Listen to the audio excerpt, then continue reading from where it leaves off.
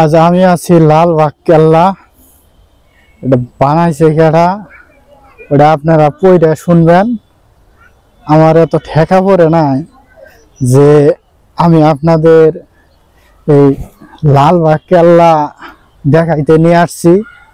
ঠেকা পড়ে নাই যে এটা কে বানাইছে আর কখন বানাইছে, এটা আমি বলবে পারলাম না, কর পাম না।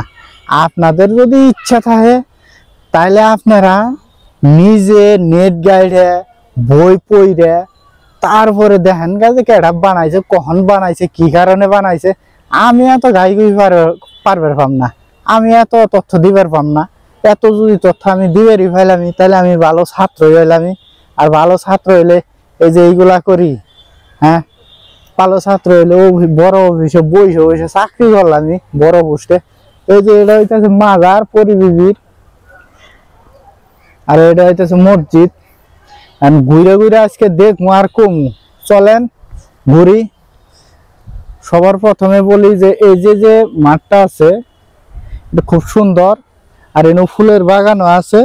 আপনার ইচ্ছা, আপনি বয়ে থাকে যেটা মুন্দর ওড়ে করবেন, নাচিবেন না পা দিবেন, ওটা আপনার ইচ্ছা।